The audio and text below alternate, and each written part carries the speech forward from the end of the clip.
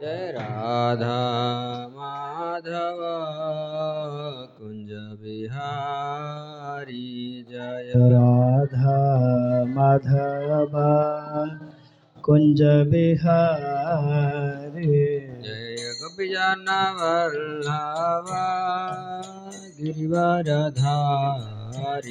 जय गोपीजन वल्लभ गिरिवरधारी यशोदानंदन व्रज जन रंजन यशोदानंदन व्रज जन रंजन यशोदानंदन व्रज जन रंजन यशोदानंदन व्रज जन रंजन यमुना तीरा वनचारि यमुना तीरा वनचारि जय राधा माधव कुंज विहारी राधा माधव कुंज बिहारी हरे कृष्णा समस्त कृष्ण उल्लधरे कृष्ण जय ध्वनि हरि बोल हरे विदाय गौर विमानंद कृष्ण राम कृष्ण राम हरे हरे हरे कृष्ण हरे कृष्ण कृष्ण कृष्ण हरे हरे हरे राम राम राम हरे हरे हरे कृष्णा कृष्ण कृष्ण हरे हरे हरे राम राम राम हरे हरे हरे कृष्णा कृष्ण कृष्ण हरे हरे हरे राम राम राम हरे हरे जय राधा माधव राधा माधव जय राधा माधव जय हो राधा माधव राधा माधव राधा माधव राधे राधे जय प्रभुपदा जय प्रभुपदा जय प्रभुपदा जय प्रभुपद प्रभुपद प्रभुपद जय प्रभुपद जय जय गुरुदेव गुरुदेव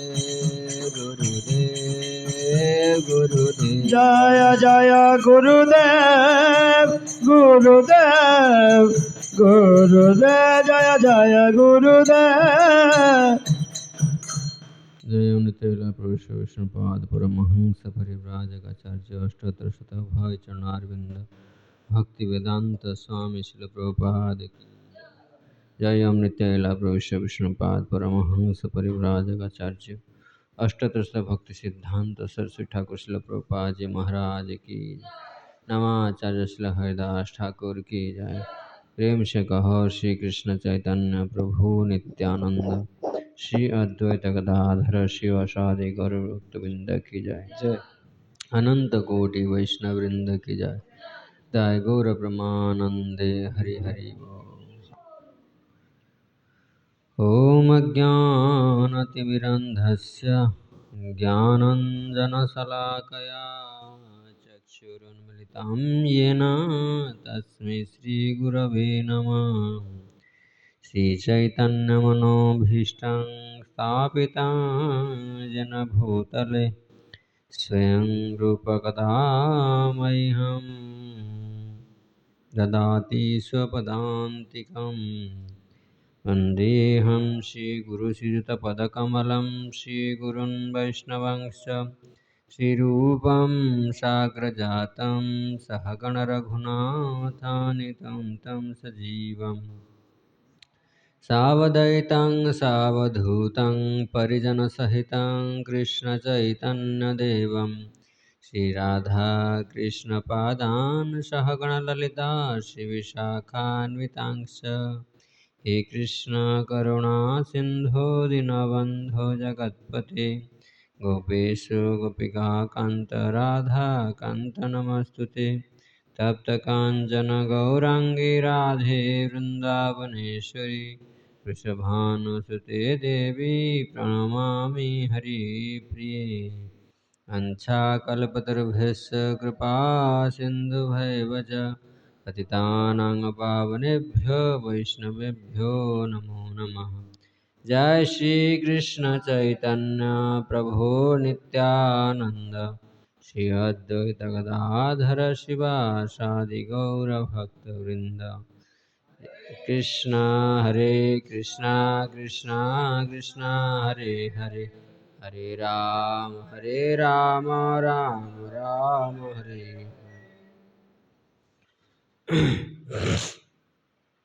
यत्कीर्तनं यत्स्मरणं यदीक्षणं यद्वन्दनं यत्श्रवणं यदर्हणं लोकस्य सद्य विधुनोति कल्मषं तस्मै सुभद्रश्रवसे नमो नमः।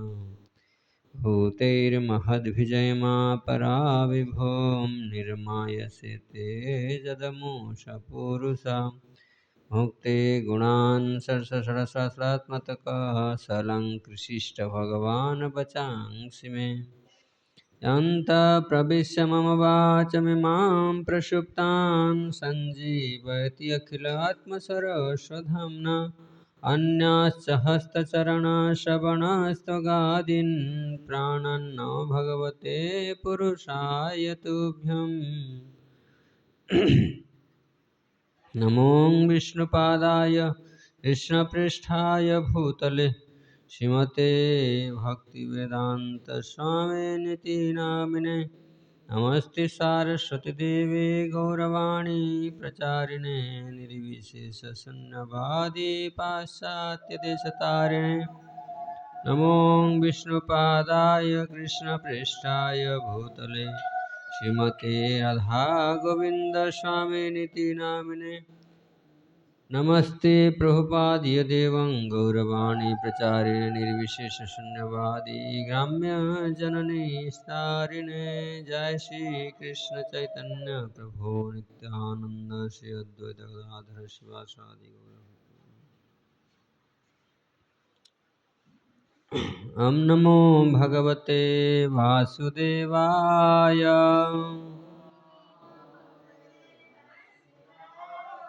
ओम नमो भगवते वासुदेवाय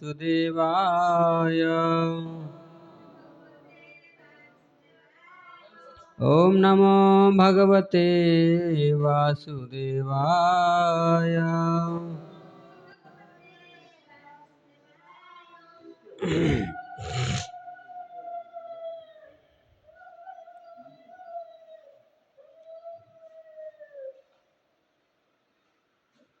हरे कृष्ण।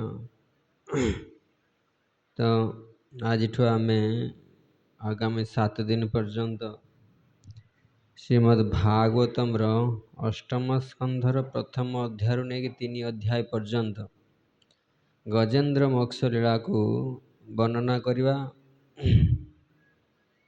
ता मध्य मु 4 दिन कहबी आउ अन्य भक्त माने लास्ट 3 दिन कहे। तो ये भागवत कथा प्रारंभ पूर्वर भागवतर महिमा विषय टिके शुणा।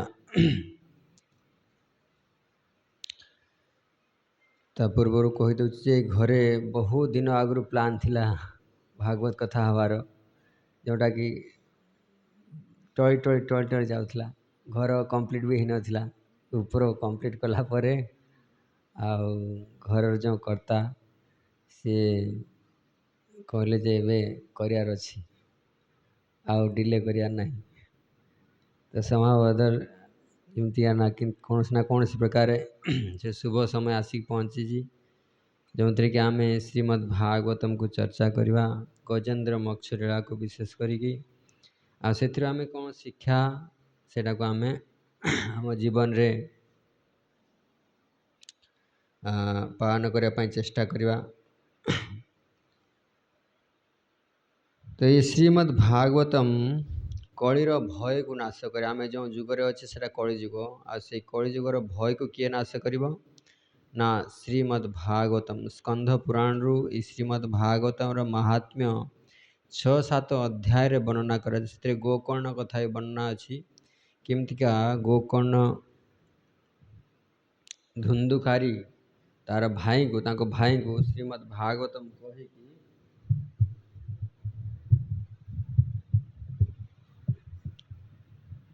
श्रीमद् भागवतम 7 दिन श्रीमद् भागवतम पाठ करी प्रेत जनी उद्धार करते। श्रीमद् जो स्कंध पुराण रू कथा वर्णना अच्छी काल ब्याल मुखाग्रासम त्रास निर्णास हेतवे श्रीमद् भागवतम शास्त्रम कलौ का किरणे भाषितम।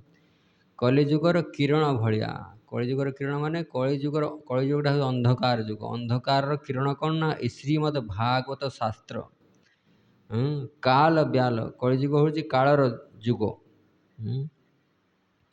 काल रूपी सर्पर पड़ जाए जो भय सर्प को देखले आम जितना भय करूँ ये काल रूप सर्प ये कलिजुगर समस्त को ग्रास कर चलती आ से भयर मुक्त पाइबापी आमको श्रीमद् भागवत शास्त्र सुखदेव गोस्वामी प्रवचन करछंती परीक्षित महाराज को। जिंदा परीक्षित महाराज जितेबाला सर्पदंशन करिबो आउ तांकर 7 दिन रे मृत्युवरण हबो से समय कौन करा विचार करा सुखदेव गोस्वामी आसी तांको श्रीमद् भागवतम पाठ करिथिले।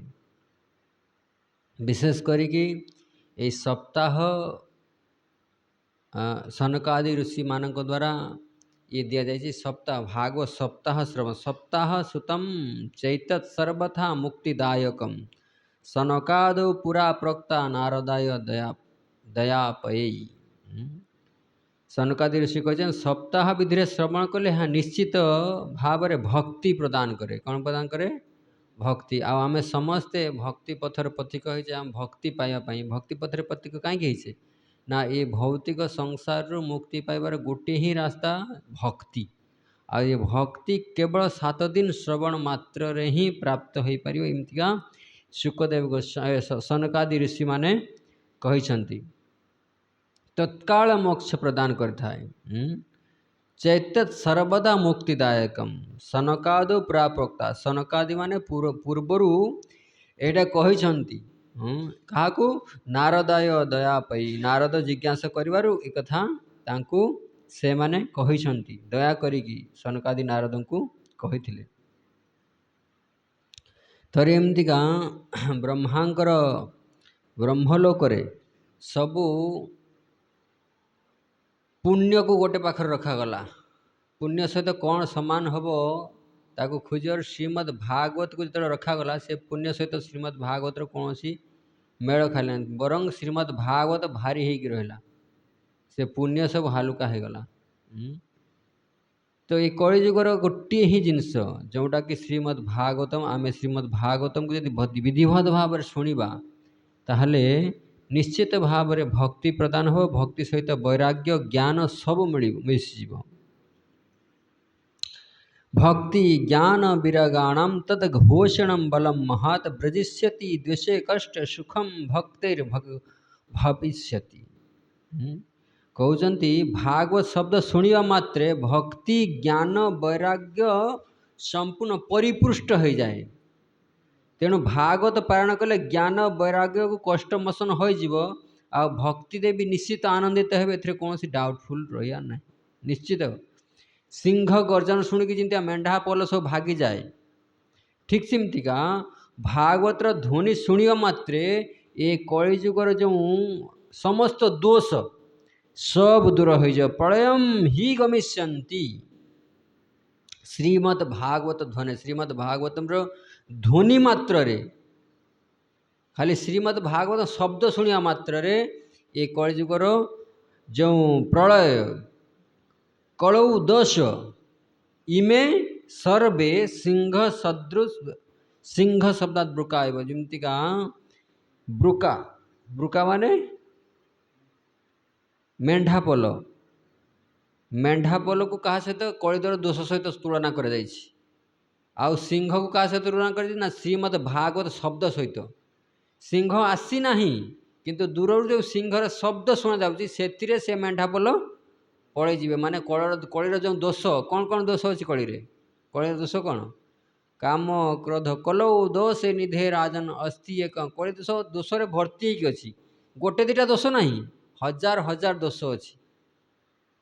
କଳିର ଦୋଷ କେବଳ ଶ୍ରୀମଦ୍ ଭାଗବତମ୍ ଶବ୍ଦ ଶୁଣିବା ମାତ୍ରେ ଭାଗିଯିବ, ଆସିବା ଦରକାର ନାହିଁ। ଜ୍ଞାନ ବୈରାଗ୍ୟମ ସଂଯୁକ୍ତା ଭକ୍ତି ପରେ ପ୍ରେମ ସାବହା ପ୍ରତି ଗ୍ରେହେ ପ୍ରତି ଜନେମ ତତଃ କ୍ରୀଡ଼ାଂ କରିଷ୍ୟତି। ବୁଝନ୍ତି? ତା ଫଳରେ କ'ଣ ହେବ ନା ଭକ୍ତି ରସ ପ୍ରବାହିତ ହେବ। ଭକ୍ତି ଜ୍ଞାନ ବୈରାଗ୍ୟକୁ ଧରିକି କ'ଣ ହେବ ନା ପ୍ରତ୍ୟେକ ଘରେ ପ୍ରତ୍ୟେକ ବ୍ୟକ୍ତି ହୃଦୟରେ ଭକ୍ତି କ୍ରୀଡ଼ା କରିବ। ଭକ୍ତି ଯାହା ହୃଦୟରେ ରହିଲା ସିଏ ସମସ୍ତଙ୍କୁ ଭଲ ପାଇବ। ତାର କୌଣସି ବ୍ୟକ୍ତି ଦୋଷୀ ବ୍ୟକ୍ତି ନଥିବେ, ସେ କାହା ଈର୍ଷାପରାୟଣ ହେବ ନାହିଁ। ଯାହା ଭିତରେ ଭକ୍ତି ରହିବ ଆଉ ସେ ପରମ ଗତି ପ୍ରାପ୍ତ ହେବ। ଏମିତିକା ଶ୍ରୀମଦ୍ ଭାଗବତମ୍ ଶ୍ରବଣ କରିବା ଦ୍ୱାରା ଏସବୁ ଫଳ ସଦା ସେବ୍ୟା ଶ୍ରୀମଦ୍ ଭାଗବତୀ କଥା ଯଥା ଶ୍ରବଣ ମାତ୍ରେଣ ହରିଚିତ୍ର ସମାଶ୍ରୟ। ହରିଚିତ୍ତ, ହରି ଭଗବାନ ହରି ସେ ଆମର ହୃଦୟରେ ସମାଶ୍ରୟ ଆଶ୍ରୟ ନିଅନ୍ତି। କେତେବେଳେ ନା ସଦା, ଯେତେବେଳେ ଆମେ ଶ୍ରୀମଦ୍ ଭାଗବତକୁ ସେବା କରିବା। ସଦା ସେବ୍ୟା, ଆଉ ସେବା କେତେବେଳେ ସେବା କରିବା ଦରକାର ନା ସଦା ସେବ୍ୟା, ସବ ସମୟରେ ସେବା କରିବାର ଯୋଗ୍ୟ। ଗ୍ରନ୍ଥଷ୍ଟ ସହସ୍ରା ଦ୍ୱାଦଶ ସ୍କନ୍ଧ ସମିତ। ଏ ଗ୍ରନ୍ଥ କେମିତିକା ନା 12 ସ୍କନ୍ଧ ସହିତ ଏ ଗ୍ରନ୍ଥ ଅଛି। ପରୀକ୍ଷିତ ସୁକମ୍ ସମ୍ବାଦମ୍ ଶୃଣୁ ଭାଗବତମ୍ ତତ୍। এই ଗ୍ରନ୍ଥରେ 18,000 ଶ୍ଲୋକ ଅଛି ଆଉ 12ଟି ସ୍କନ୍ଧ ଅଛି। ସୁକଦେବ ପରୀକ୍ଷିତ ସମ୍ବାଦ ଅଛି। ଆମେମାନେ ଏହି ଭାଗବତ ଶାସ୍ତ୍ରକୁ ମନ ଦେଇ ଶୁଣିବା ଦରକାର। ଆଗାମୀ 7 ଦିନ ପର୍ଯ୍ୟନ୍ତ ସଂକଳ୍ପବଦ୍ଧ ହେବା ଦରକାର ଯେ ଆମେ এই ଶ୍ରୀମଦ୍ ଭାଗବତଙ୍କୁ 7 ଦିନ ପର୍ଯ୍ୟନ୍ତ ଶୁଣିବା। ତାବତ ଏଥିରେ କ'ଣ ହେବ ନା ତାବତ ସଂସାର ଚକ୍ରେସ୍ମିନ୍ ଭବେତ୍ ଜ୍ଞାନତଃ ପୁମାନ୍ ଯାବତ କର୍ଣ୍ଣ ଗତା ନାସ୍ତି ସୁକ ଶାସ୍ତ୍ର କଥା କ୍ଷଣମ୍। ଯେ ପର୍ଯ୍ୟନ୍ତ କ୍ଷଣକ ପାଇଁ ହେଲେ ସୁକ ଶାସ୍ତ୍ର କାନରେ ପଡ଼ିନଥାଏ ସେ ପର୍ଯ୍ୟନ୍ତ ଅଜ୍ଞାନ ପୋକ ଏ ସଂସାର ଚକ୍ରରେ ବ୍ୟକ୍ତି ଘୁରୁ ବୁଲୁଥାଏ। ଅଜ୍ଞାନତା ଯୋଗୁଁ ହିଁ ଆମ ସଂସାର କଷ୍ଟ ପାଉଛି। ତେଣୁ ସୁକଶାସ୍ତ୍ର ଶ୍ରୀମଦ୍ ଭାଗବତଙ୍କୁ ଶୁଣିବା ନିତ୍ୟାନ୍ତ ଆବଶ୍ୟକ। ତେଣୁ ଯେଉଁ ଘରେ ପ୍ରତିଦିନ ଶ୍ରୀମଦ୍ ଭାଗବତର ଚର୍ଚ୍ଚା ହୁଏ ସେ ଘର ତୀର୍ଥ ହୋଇଯାଏ। ତେଣୁ ପ୍ରତ୍ୟେକ ଆମର ଇସ୍କନର ଏମିତି ଗୋଟେ ମାରାଥନ୍ ଚାଲେ, ଶ୍ରୀମଦ୍ ଭାଗବତ ମାରାଥନ୍, ଗୀତା ମାରାଥନ୍ ଚାଲେ। ତ ସେଇଥିରେ ସମସ୍ତଙ୍କୁ ଆଗ୍ରହ ପ୍ରକାଶ କରାଯାଏ, ସମସ୍ତଙ୍କୁ ଇନ୍ସପାୟାର କରାଯାଏ, ସମସ୍ତଙ୍କୁ ଉତ୍ସାହ ବର୍ଦ୍ଧନ କରାଯାଏ। ସମସ୍ତେ ନେଇକି ଘରେ ଆଟଲିଷ୍ଟ ଭାଗବତ ରଖନ୍ତୁ ଆଉ ପ୍ରତ୍ୟେକ ଦିନ ତାକୁ ପଢ଼ିବା ପାଇଁ ଚେଷ୍ଟା କରନ୍ତୁ। କ'ଣ ହେବ ନା ସେ ଘର ତୀର୍ଥ ହୋଇଯିବ, ସେ ଘର ସକଳ ପାପ ନଷ୍ଟ ହୋଇଯିବ। ବୁଝିହେଉଛି? ଇଏ ହେଉଛି ଶ୍ରୀମଦ୍ ଭାଗବତର କିଛି ଗୁଣଗାନ ଆମେ କଲେ। ତ ଏବେ ଆମେ ଯିବା ଶ୍ରୀମଦ୍ ଭାଗବତର ଅଷ୍ଟମ ସ୍କନ୍ଧକୁ, ଯେଉଁଥିରେ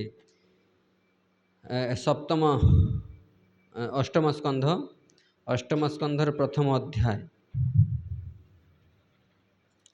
ପ୍ରଥମ ଅଧ୍ୟାୟରେ ମନ୍ୱନ୍ତର କଥା ସବୁ ବର୍ଣ୍ଣନା ଅଛି। ମନ୍ୱନ୍ତର କଥା ବର୍ଣ୍ଣନା ପରେ କେମିତି ଭାବରେ ଏଇ ଯେଉଁ ଗଜେନ୍ଦ୍ର ଗ୍ରାହର ପାଶରେ ପଡ଼ିଯାଉଛି, ତାପରେ ଅଛି ତାର ସ୍ତୁତି ଆଉ ତାର ସଙ୍କଟକୁ କେମିତିଆ ଭଗବାନ ହରି ଆସିକି ମୋଚନ କରୁଛନ୍ତି। ହରିର ଅର୍ଥ, ହରିର ବହୁତ ଅନେକ ଅର୍ଥ। ଏକ ଦୁଇ ସର୍ବୋତ୍ତମ, ହରି ଶବ୍ଦ ଅନେକାର୍ଥ, ଦୁଇ ସର୍ବୋତ୍ତମ। କ'ଣ ଦୁଇଟା ଅର୍ଥ ନା ପ୍ରେମ ଦିଆ ହରେ,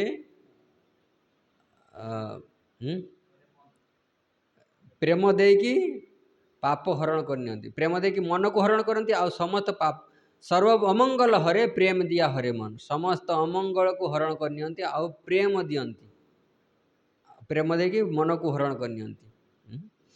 ଯେହେତୁ ଆମ ମନ ଏଆଡ଼େ ସେଆଡ଼େ ବିକ୍ଷିପ୍ତ ହେଇକି ଅଛି, ଆମକୁ ପ୍ରେମ ମିଳିନାହିଁ, ଆଉ ଆମେ ଯେହେତୁ ଆମେ ସେ ହରିଙ୍କୁ ଭଜନ କରୁନେ ଭଲ ଭାବରେ, କାହା ଭଳିଆ, ନାହିଁ ମୀରା ଭଳିଆ ଭଜନ କରୁଛେ, ନାହିଁ ଦ୍ରୌପଦୀ ଭଳିଆ ଭଜନ କରୁଛେ। मीरा द्रौपदी भाड़ा जब आम भजन कर निश्चित भगवान हरि आम हृदय आसबे आम हृदय आसिकी से पाप को हरण करवा आ प्रेम देकी निश्चित आमको निजर पाखर रखिए। तो आम श्रीमद्भागवतम अष्टम स्कंधर प्रथम अध्याय रु मन्वंतर कथा वर्णना करिया किमितिका ए ब्रह्मांड को मन माने संचालन करती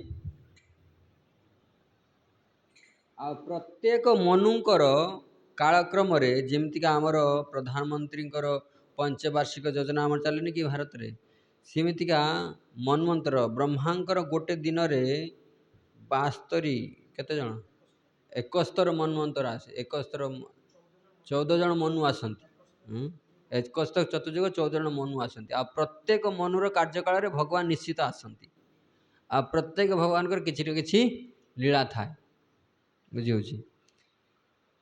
श्री राज वाच परीक्षित महाराज मनु महाराज जो कार्यकलाप कथा शुणापी चाहते कहीं सी भगवान को विषय शुणापी बहुत उत्साही कान खाली छिड़ा होगी अच्छी किमती भगवान कथा शुणिबी से सी बहुत उत्साहित अच्छा से राजवाच प्रश्न पचारुंट स्वयं भुवस्य गुरो वंशयम विस्तराच्युत जत्र विश्व सजांग सर्ग मनोनान्यत बदस्वन मन्वंतरे हरे जन्म कर्माणि च महीयस गुणवंती कवयं ब्रह्मस्थानेन वदसणवदाम् जस्मिन्नन्तरे ब्रह्मन् भगवान् विश्वभावना कृतवान् कृते कर्ता हि तेत्यानागते देवा। तो राजा 3टा श्लोक प्रश्न पचारुंट तापरे पुणी सुखदेव गोस्वामी उत्तर देवे उत्तर देवा आरंभ करेंगे। कौन पचारुंट स्वयंभुव अनुष्य गुरे गुरो हे स्वयं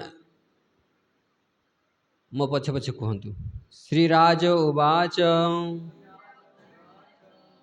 स्वयंभुवस्य मनो महाराजंकर इह एही स्थान रे गुरो हे गुरु महाराज वंश वंश अयम ये विस्तरात विस्तार विस्तार करिकी श्रुत शुणा जाइछि बा शुणे छंती पूर्वर मनु महाराज जो 1 ରୁ 7टा स्कंध केवल मनु महाराज जो वर्णना कर मनु महाराज कालक्रम केमती भगवान आसछन्ति कौन कौन लीला कर 7टा स्कंध वर्णना कर तेणु कह श्रुत माने आपण शुणे छंती बुझी होची जत्र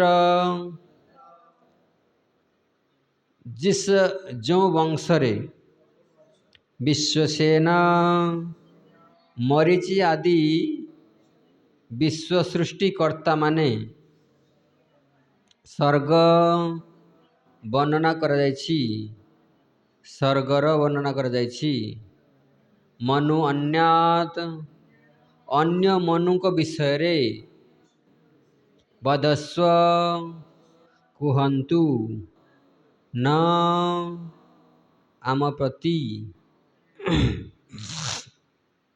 आंभ मानू दयाकोरी आंभ मानू से मनुकर आगामी जो मनु माने आसबे तांको विषय रे आहुरी कहतु ये हूँ श्रोता श्रोता किए राजा परीक्षित महाराज उत्कंठा उत्साह से केते केते समय एमती देखा जाए परीक्षित महाराज को किसी जिन पचार जाए न परीक्षित महाराज किसी जिन पचारि नथिबे उत्साहपूर्वक सुखदेव गोस्वामी कहीदे कथा सब कहीं सी देखुं जे श्रोता अच्छे तार केते उत्साह से उत्साह देखिकी वक्तार प्रवचन बाहर कही अकुहा कथा भी कह सब बा जोटा कि भूली जाऊ बा जोटा कि सेठी दरकार भी नथिबो से सब जिनस सब खोली कहब आउ एठी कौन आसी ना स्वयंभुवस्य गुरो गुरु कहीं संबोधन करचंती परीक्षित महाराज गुरु कहीं संबोधन करचंती कहते ना श्रवण इच्छा को व्यक्त करचंती सुखदेव गोस्वामी सके परीक्षित महाराज श्रवण इच्छा को व्यक्त करचंती तेणु कहते या पूर्वर सुखदेव गोस्वामी 2 ରୁ 7 स्कंधरे सबू शुणी देइचंती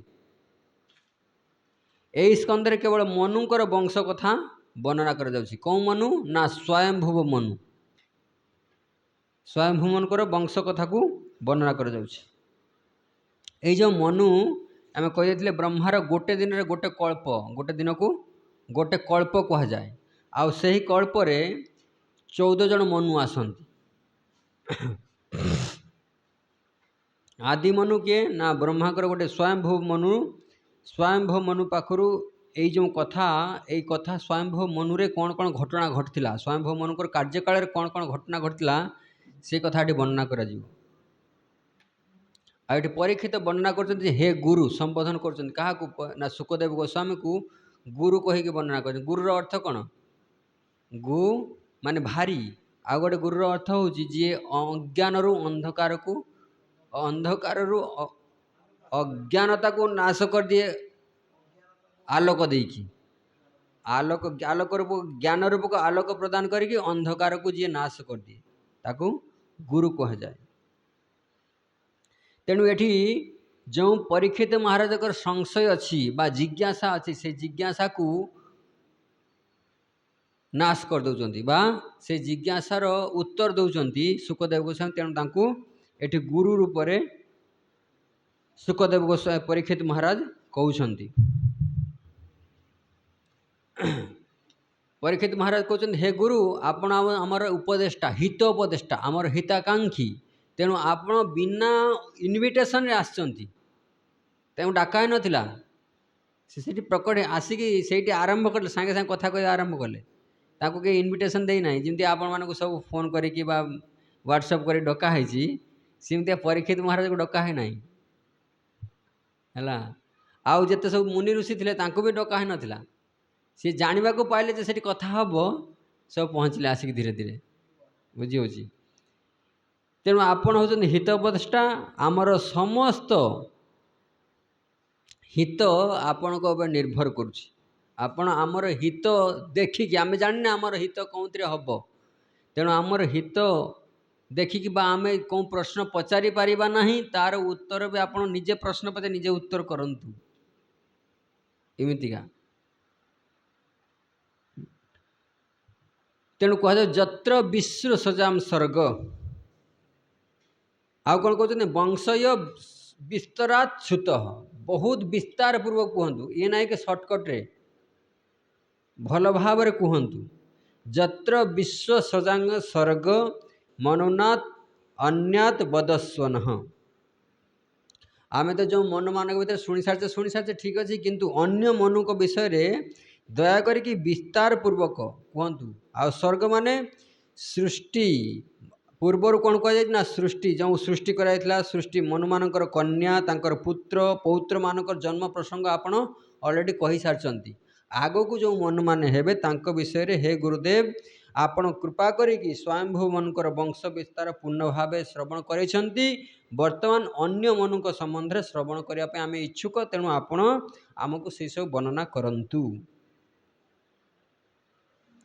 कहीं तुम्हें मनु विषय शुणापी चाहूच तार उत्तर कहते मन्वंतरे हरे जन्म कर्मणि च महीयस गृणंती कवय ब्रह्म स्थानी नो वद शुणवताम कहीं ना मन्वंतर निश्चित भगवान आसंती प्रत्येक मन्वंतर प्रत्येक मनुकर कालक्रम तार राज्यकाल समय निश्चित भाव में भगवान आसंती आ से भगवान कौन कौन कार्य करचंती तांकर विषय रे हमें शुणिया चाहूचे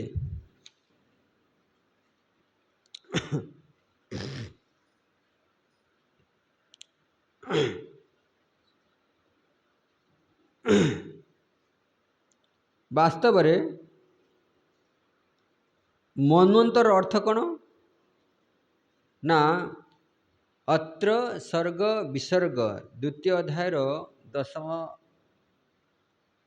द्वितीय स्कंदर 10ମ अध्यायर भागवतम विषय विषय वर्णना कर भागवत केतटा विषय वर्णना कर कौन कौन जमी गीतार 5टा विषय उपर वर्णना कर श्रीमद् भागवतम 12टा विषय वर्णना कर कौन अत्र सर्ग विसर्गस्त स्थान पोषण उतय मनवंतर ईशानु कथा निरोध मुक्तिर आश्रय ये जो 12टा जिनस वर्णना कर मनवंतर अर्थ मान सद्धर्म सद्धर्म मान सनातन धर्म विशेष करिकी ए वर्णाश्रम धर्म विषय रे मनुस्मृति रे किमितिका वर्ण आश्रम रे लोक माने किमितिका मनु माने मनुष्य हला ताकर पाखरु ए मनुष्य जाति सृष्टि हिसी किमितिका मनुष्य माने वर्णाश्रम धर्म पालन करिकी भगवान कर आराधना करिवे से विषय रे विशेष भाव रे वर्णना करे जे मनवंतर मनु महाराज विशेष भाव रे वर्णना करछन्ति सद्धर्म माने सताम धर्म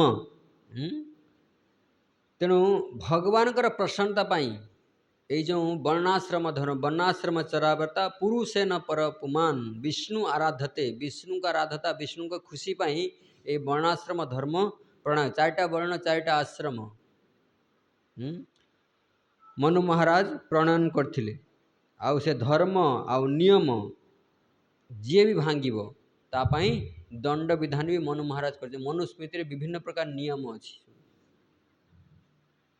मनु महाराज को शासन काल 6टा विभाग थाए कौन 6टा विभाग ना निजे तो मनु महाराज 1 नंबर 2 नंबर हूँ मनुकर पुत्र माने कौन कौन किए किए मनुकर पुत्र हे सब वर्णना कर तापर किए आसबे ना इंद्र किए हे तापर कौन ना इंद्रर सहयोगी देवता माने किए हे खाली प्राइम मिनिस्टर रही हेनी तार सहयोगी मिनिस्ट्री रहा दरकार से मिनिस्ट्री को संभाळिया लोक भी रहा दरकार तापर कौन ना सप्त ऋषि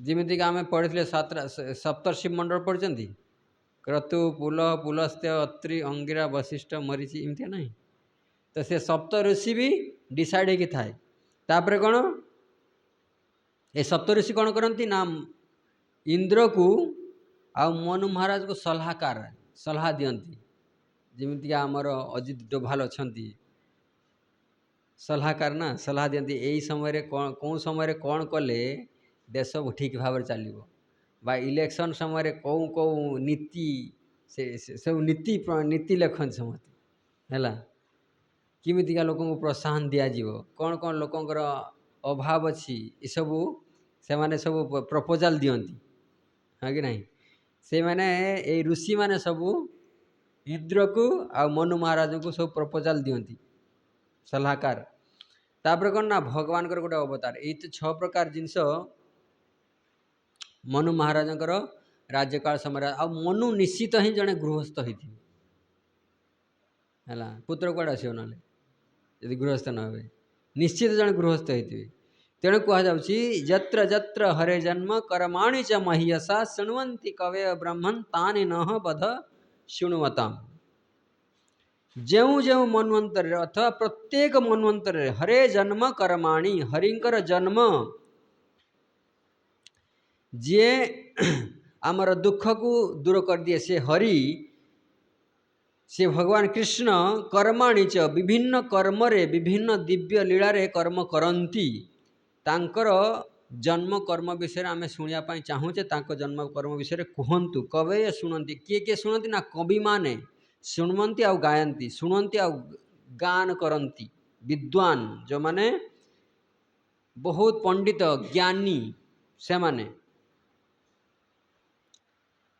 या कहबार अर्थ जे आपण होचंदी विशेष कवि किए परीक्षित महाराज सुखदेव गोस्वामी कहते आपण से ही कवयो आपण से विद्वान आपण से ही ज्ञाता आम से ब्रह्मण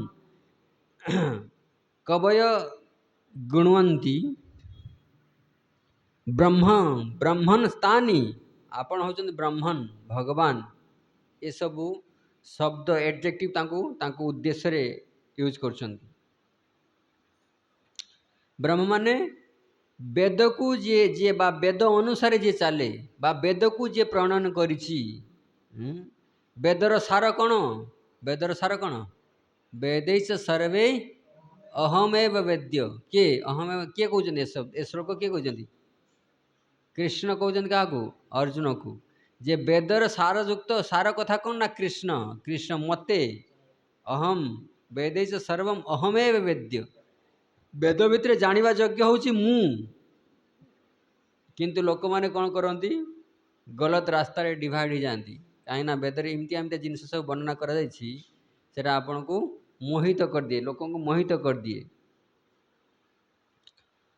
तेणु श्रीकृष्ण कहते मु ही से वेदर जानिबा योग्य कई कई लोक प्रश्न पचारि पारती जे आपण केमतिया जानिबा योग्य सेटा कहतु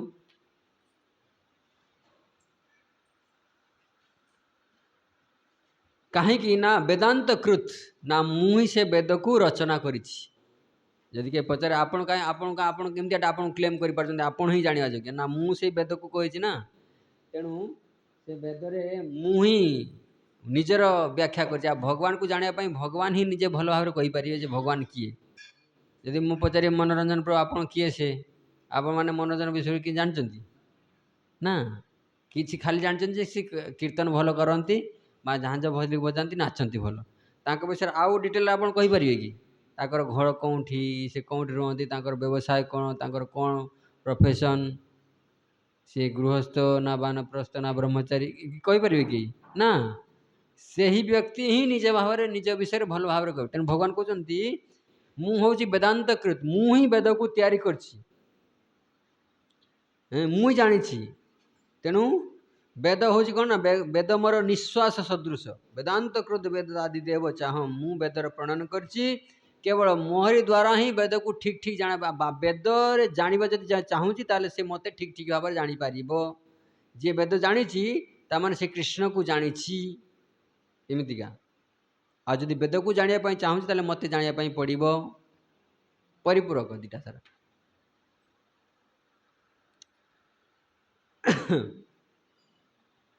वेदरे विभिन्न प्रकार यज्ञ कथा कहुई किए प्रश्न पचारि पारे किए यज्ञ करने कथा कहुई हाँ कहुई यज्ञ किए ना यज्ञ होचंदी विष्णु यज्ञ वही विष्णु यज्ञ कहा उद्देश्य करा जाए ना विष्णु उद्देश्य ही करा जाए तेणु यज्ञ द्वारा विष्णु को आराधना करिया दरकार ना कि निजर इंद्रिय चरितार्थ यज्ञ करिया दरकार तेणु विष्णु को संतुष्ट करने यज्ञ करने वेदरे कहुई खाली लोक मैंने खाली बिहार का जाए बिहार रे बहु जगह एमती यज्ञ चलता है खाली घी आहुति ढला हो स्वाहा स्वाहा कर सब आगे लाभ लाभ कि कहीं ना यज्ञ यज्ञ चलती आ यज्ञ विभिन्न प्रकार बहुत डोनेशन कलेक्शन करी बहुत कुंड खोदे विभिन्न प्रकार आडंबरपूर्ण यज्ञ सब उत्सव करा जाए तादर किसी लाभ ही नहीं कलिजुगर केवल गोटे यज्ञ नाम संकीर्तन यज्ञ हरे कृष्णा कृष्णा कृष्णा हरे हरे राम राम हरे हरे यज्ञ संकीर्तन प्राय जजंती ही सुमेधसा बुद्धिमान व्यक्ति माने मेधा मेधा सुमेधसा जो माने बहुत बुद्धिमान खाली मेधा नुहंती विशेष रूप से मेधावी माने यज्ञ संकीर्तन प्राय जजंती जजंती माने पूजा करती क्या पूजा करती ना कृष्ण को पूजा करती किमिति का ना यज्ञ द्वारा संकीर्तन द्वारा प्रभुपाद बुक डिस्ट्रीब्यूशन को संकीर्तन यज्ञ कही दौरान संकीर्तन कही दौरान जो बुक डिस्ट्रीब्यूशन करती संकीर्तन कह जाए संकीर्तन बस चले ना आमर इस्कन रे से कौन करती कीर्तन करती कि जाकि ना कीर्तन करती बही बांटती तेणु ताकू भी कीर्तन कह संकीर्तन कह जाऊँगी कीर्तन माने कौन जार कीर्ति को प्रचार करा जाए ये ग्रंथ कहार कीर्ति वर्णना कर ग्रंथ भगवान कीर्ति वर्णना कर ग्रंथ को क्या दौचे माने भगवान कीर्ति को गुणगान करने भगवान कीर्ति को वर्धन करने आम बा से कीर्ति पढ़ू भगवान ताको प्रोत्साहन करुचे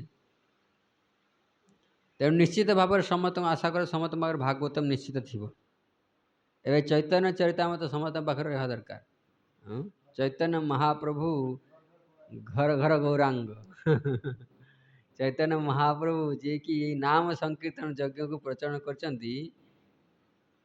कर विषय भी जाना दरकार सेटा को भी नहीं घर रखा दरकार पढ़ा दरकार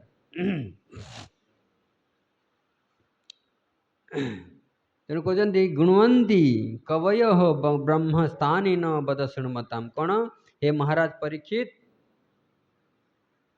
पचारती जेते विद्वान अच्छा जेते भागवत तत्व ज्ञाता अच्छा ठीक ठीक भगवान मर्म को बुझा वास्तव भगवान जन्म कर्म रूप वर्णना करवा दरकार बा भगवान जन्म कर्म विषय जानिबा दरकार आ से माने गांती विद्वान माने गुणवंती कवय कवि माने भगवान के विषय गुणगान करती गांती से माने जन्म कर्म चमे भगवान का जन्म कर्म जो दिव्य से किमितिका दिव्य सेटा से माने गांती कहती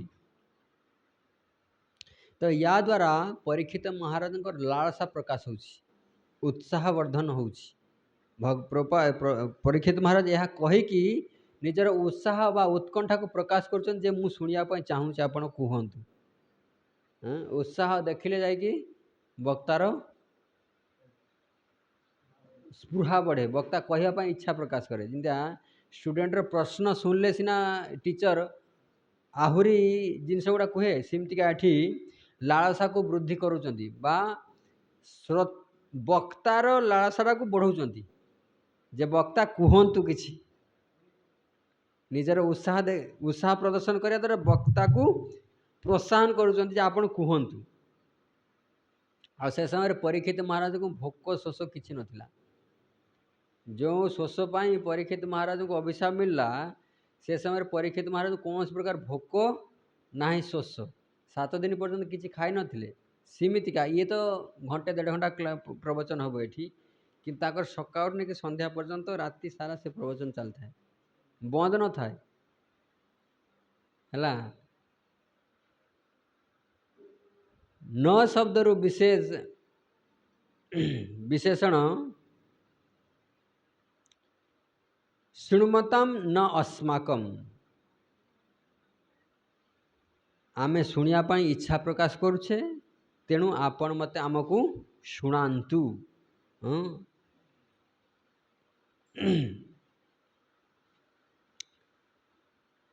तेणु कौटी बसचंती कौटी बसतिले परीक्षित महाराज नैमिषारण्य बसतिले गंगा कूल बसतिले नैमिषारण्य कोई बसतिले सूत गोस्वामी सनकादि ऋषि नैमिषारण्य सेटा को शुणुले आउ थे जे सूत गोस्वामी सुखदेव गोस्वामी पाखु जहाँ शुणी से सूत गोस्वामी नैमिषारण्य 88,000 मुनि ऋषि को शुणी बुझे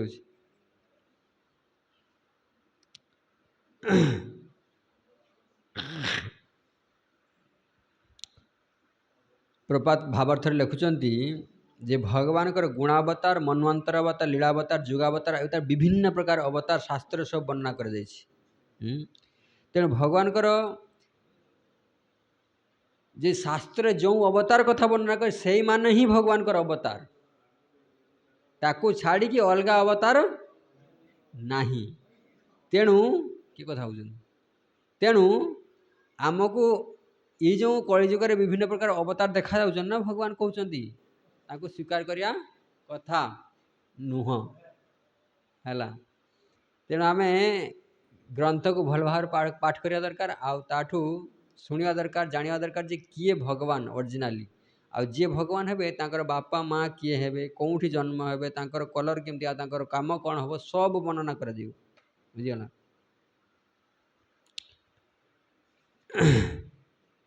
ये जो महीयस शब्द वर्णना कर महीयस माने परम भगवान होचन यशस्वी तेणु तांको विषय कहतु तांकर जस 3 लोकरे ख्याति विख्यात होगी अच्छी महीयस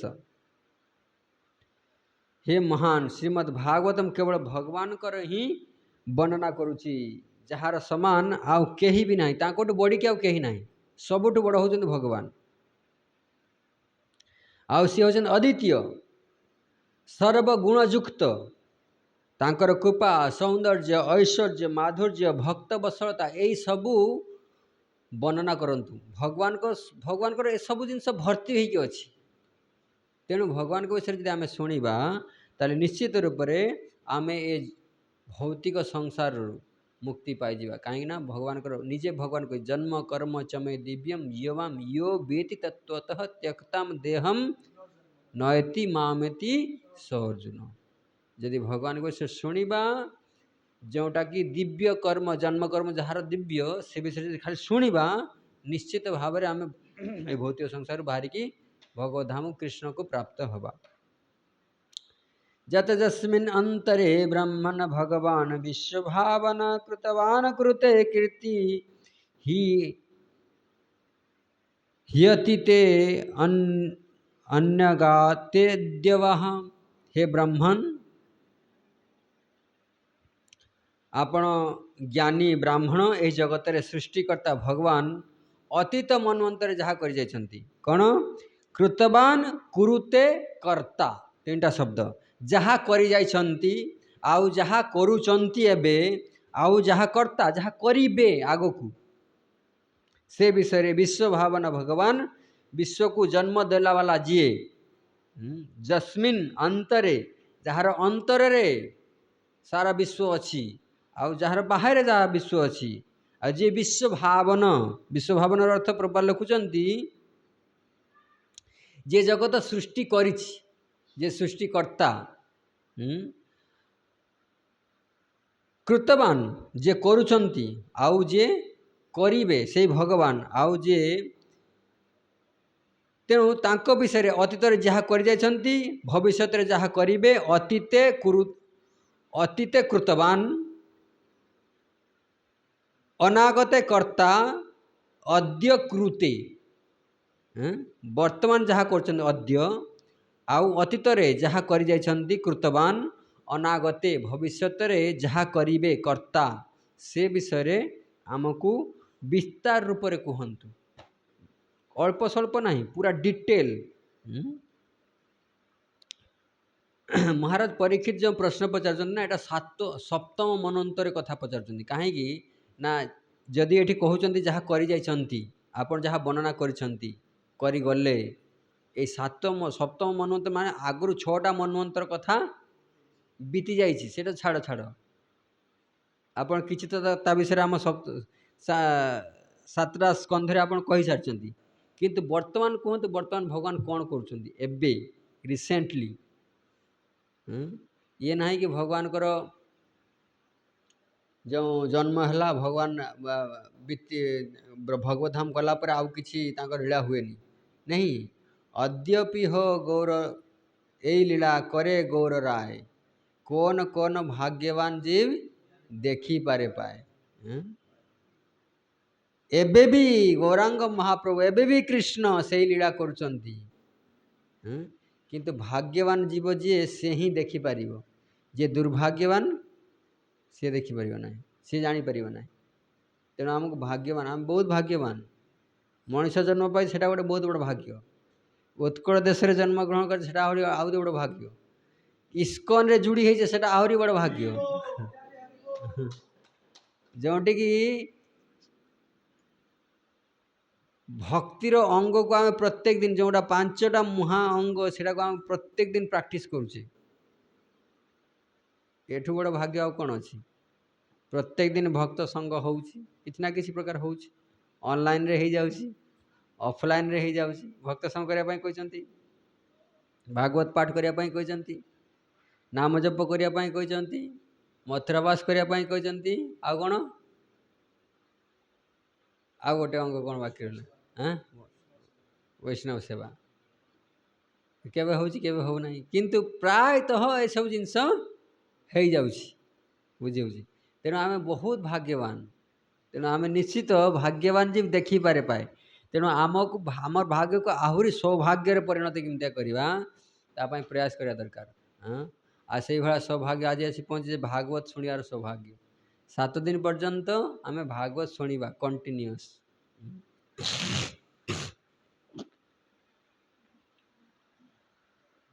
तेणु कहते अतीते अनागते अद्यबा भूत काल जे जहाँ हो जाइए अनागते जहाँ भविष्य घटब आउ अद्य यही समय जो लीला कर भगवान से सबको आपण माने आपण शुणातु विश्व भावन भगवान जस्मिन अतीते अंतरे जत कृतवान अद्यबा कुरुते अनागते कर्ता तन्न बोध इति शेष। तेणु भगवान जहाँ करि जाइछन्ति, जहाँ करुछन्ति, जहाँ करिबे से सब कथा को वर्णना करन्तु। तेणु सुत गोस्वामी कहउछन्ति ऋषिर्वाच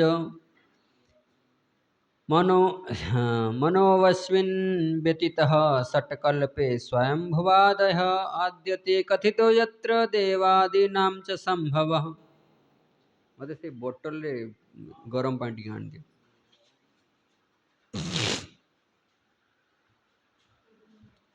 चित अस्मिन् कल्पे ब्रह्माजींकर एही दिन रे 6 मनवंतर बीती जाइछि। मनवः अस्मिन् व्यतीत षट् जे 7टा मनुंकर काल बीती जाइछि। एबे कोन ना स्वयंभव मनुंकर विषय रे आपण कहन्तु कहिजंती। तृतीय स्कंध रे स्वयंभव मनु विषय कहिजंती। विस्तार पूर्व रे तृतीय स्कंध रे कोन अछि ना सृष्टिर वर्णना अछि। अद्यते तुभ्यम आ एबे कोन ना तुम पई जत देवाधीनाम संभव जो मनवंतर रे से देवतांकर जन्म देवता मनुष्य आ पशुमानकर जन्म कर्म कथा कहि दिया जाइछि। ऑलरेडी तृतीय स्कंध रे वर्णना कर जाइछि।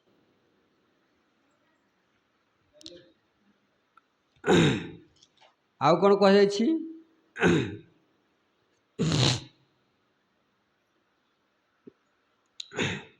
एही समय देवादीनाम च संभव देवता मानकर जन्म केमती होइछि। पुणी एही मनवंतर रे भगवान कर आविर्भाव से विषय रे मध्य कहिसंती। से समय तृतीय स्कंध रे का विषय कपिल भगवान को विषय वर्णना कर जाइछि ना। कपिल देवहूति संवाद। कपिल भगवान कहा पुत्र कर्दम ऋषिंकर पुत्र। कपिल देवकर माँ किए देवहूति कहाँ को झियो मनु को झियो बुझियो। तेणु से मनु को झियो को गर्भरु कपिल भगवान आसथिले। वर्तमान आकुत्याम देवहूत्याम च दुहितस्तैव वै मनः धर्म ज्ञान उपदेश देशार्थ भगवान पुत्रताम गत। एबे जो आकुति देवहूति दुहित्राच वै मनः सांभव मनकर दी जन कन्या थिले किए आकुति आउ देवहूति। देवहूतिकर पुत्र किए हेले कपिल भगवान। आउ आकुतिकर पुत्र किए हेबे यज्ञ भगवान। से कौन कले कपिल भगवान कौन उपदेश करथिले ज्ञान रो उपदेश करथिले। यज्ञ भगवान कौन करिवे ना धर्म रक्षा करिवे। से माने धर्म ज्ञान रो उपदेश देथिले किए यज्ञ भगवान आउ कपिल भगवान यथाक्रमे धर्म रो उपदेश करथिले आउ कपिल भगवान ज्ञान रो उपदेश करथिले। तेणु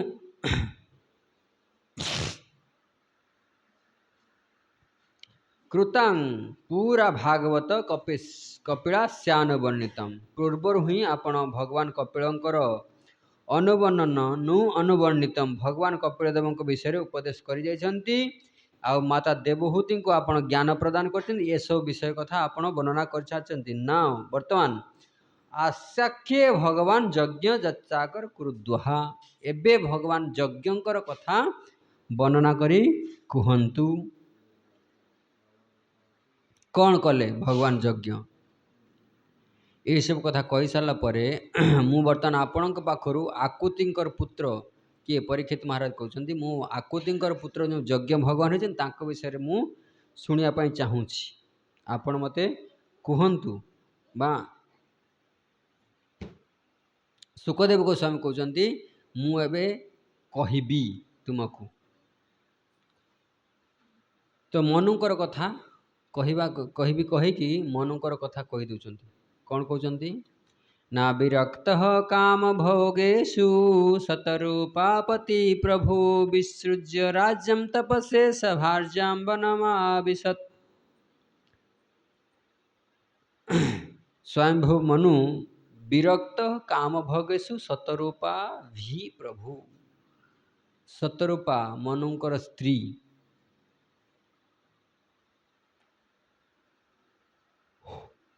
ବିସୃଜ୍ୟ ରାଜ୍ୟ ତପସ୍ୱୀ। ବିସୃଜ୍ୟ ମାନେ ରାଜ୍ୟକୁ ତ୍ୟାଗ କରିଦେଲେ। କ'ଣ କଲେ ଯାଇକି ରାଜ୍ୟକୁ ତ୍ୟାଗ କରିକି? ନା ତପସ୍ୟା କରିବା ପାଇଁ ଗଲେ। କାହା ସହିତ? ନା ସଭାର୍ଯ୍ୟା। କୁଆଡ଼େ ଗଲେ? ନା ବନମ୍ ଆବିଶତ୍, ବନକୁ ଗଲେ। ଭାର୍ଯ୍ୟା ସହିତ ବନକୁ କାହିଁ ଗଲେ? ନା ବାନପ୍ରସ୍ଥୀ ଆଶ୍ରମରେ।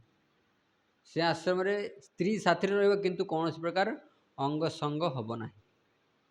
ସେମାନେ 2 ଜଣ ମିଶିକି ତପସ୍ୟା କରିବେ। ଯେମିତି ଆପଣମାନେ ଶୁଣିଥିବେ, ଧୃତରାଷ୍ଟ୍ରକୁ ଗାନ୍ଧାରୀ ବିଦୁର ଟାଣିକି ନେଇଗଲେନି କି ଘରୁ ବାହାର କରିକି। ସେମାନେ ଯାଇକି ତପସ୍ୟା କଲେ 2 ଜଣ ସାରା। ଆଗରୁ ଗୃହସ୍ଥ ଆଶ୍ରମ ପରେ ନିଶ୍ଚିତ ବାନପ୍ରସ୍ଥୀ ଆଶ୍ରମ ନେଉଥିଲେ ସମସ୍ତେ, କିନ୍ତୁ ଆଜିକାଲି ବାନପ୍ରସ୍ଥୀ ଆଶ୍ରମ ନେବା ପାଇଁ ସକ୍ଷମ ହେଉନାହାନ୍ତି। ବନ୍ଦ କରିଦିଅ। ବାନପ୍ରସ୍ଥୀ ଆଶ୍ରମରେ କ'ଣ ହେବ? ନା ଯେତିକି ଗୃହସ୍ଥ ଆଶ୍ରମରେ ଭୋଗ କରିଥିବ, ସେଠି ସବୁ ତପସ୍ୟା ଦ୍ୱାରା ତାକୁ ନଲିଫାଇ କରିବ। ତପସ୍ୟା ବହୁତ କଠୋର ତପସ୍ୟା କରାଯିବ ସେଠି। ଦେଖିବେ ଏବେ କ'ଣ ତପସ୍ୟା କରୁଛନ୍ତି ଦେଖିବେ। ମନୁ ମହାରାଜ କେମିତି ତପସ୍ୟା କରୁଛନ୍ତି। ମନୁ ପୁରା ବିଶାଳ ପୃଥିବୀର ସମ୍ରାଟ ଥିଲେ। ସେ ତାଙ୍କର କିଛି ଅଭାବ ନଥିଲା। ସେ କାହିଁକି ତପସ୍ୟା କରିବେ? ନା ସେମାନେ ରାଜର୍ଷି ଥିଲେ। ରାଜା ଆଉ ଋଷି 2 ଜଣ ସାରା, 2 ପ୍ରକାର ଲୋକ। ତାଙ୍କ ବ୍ଲଡ଼ରେ 2ଟା ଜିନିଷ ଥିଲା। ରାଜା ବି ଥିଲା, ଭୋଗ କରିବାର ଶକ୍ତି ବି ଥିଲା, ଆଉ ତପସ୍ୱୀ ଭଳିଆ ଜୀବନଯାପନ କରୁଥିଲେ ସେମାନେ। ତାମାନେ ଭୋଗର ସାମଗ୍ରୀ ଥାଉ ଥାଉ ସେମାନେ ତ ଭୋଗ କରୁନଥିଲେ। ମାନେ ବିରକ୍ତ ଭାବରେ ରାଜ୍ୟ ଶାସନ କରୁଥିଲେ। ଆମେ ତ କେମିତିଆ ଭୋଗ ଆସିବ ତା ପାଇଁ ଚିନ୍ତା ସବୁବେଳେ କରୁଛେ, ବା ଭୋଗର ସାମଗ୍ରୀ ଅଛି ତ ଆହୁରି ବଢ଼ୁ, ହଁ କି ନାହିଁ?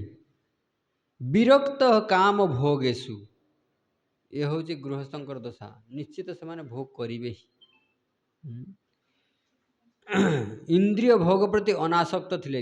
ମନୁ ମହାରାଜ ଅନାସକ୍ତ ଥିଲେ, ବିରକ୍ତ, କୌଣସି ପ୍ରକାର ଅନୁରକ୍ତି ନଥିଲା, ଆସକ୍ତି ନଥିଲା। ଭୋଗ କରିବାର କୌଣସି ପ୍ରକାର ଆସକ୍ତି ନଥିଲା। ତେଣୁ କୁହାଯାଉଛି ଗୃହସ୍ଥ ସବୁବେଳେ ଚାହେଁ, ତାଙ୍କର ସେଣ୍ଟ୍ରାଲ ପଏଣ୍ଟ କ'ଣ? ଗୃହସ୍ଥ ସେଣ୍ଟ୍ରାଲ ପଏଣ୍ଟ କ'ଣ? କୃଷ୍ଣ ସ୍ମରଣ। ଗୃହସ୍ଥ ସେମାନେ ଘରେ ରହୁଛନ୍ତି, ତାଙ୍କର ସେଣ୍ଟ୍ରାଲ ପଏଣ୍ଟ କ'ଣ?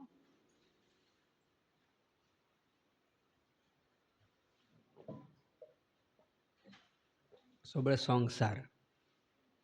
ସେଣ୍ଟର ସେଇଟା ଅଛି, ହଁ କି ନାହିଁ? ସେଇଟା ସେଣ୍ଟର ନା, କୃଷ୍ଣ ସେଣ୍ଟର କି? କେମିତି ଘର ସଂସାର। ଏ ଘର ସଂସାରରେ ପଡ଼ିଆ ମାନବ ନା ପାଏ ଦୁଃଖର ଶେଷ। ତାପରେ ଲାଇନଟା କ'ଣ?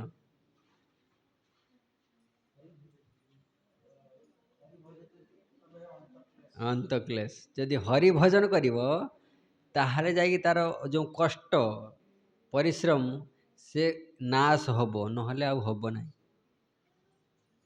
ସାଧୁ ସଙ୍ଗ କରି ହରି ଭଜ ଯଦି, তবে হয় অন্তক্লেশ।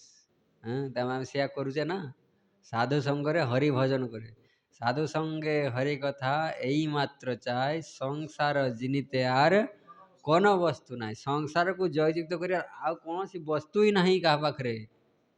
ତେଣୁ ଗୃହସ୍ଥମାନଙ୍କୁ ପ୍ରଭୁ ଗୁରୁ ମହାରାଜ କୁହନ୍ତି ଯେ ସେମାନଙ୍କୁ 7 ଦିନ ପର୍ଯ୍ୟନ୍ତ ଗୋଟେ ମରିଯିବା ଦରକାର। 7 ଦିନ ଯେମିତି ମରିଯାଇ କ'ଣ କରିବେ ନା ଭାଗବତ ଶୁଣିବାକୁ ଯିବା ଦରକାର। କାହିଁକିନା এই ଘର ସଂସାରରେ କେତେ କଷ୍ଟ ନାହିଁ? ଅଛି। କଷ୍ଟ ଅଛି ନା ନାହିଁ? ଅଛି। ସବୁବେଳେ ତ ସୁଖ ଆଉ। କଷ୍ଟ ବହୁତ ଅଛି।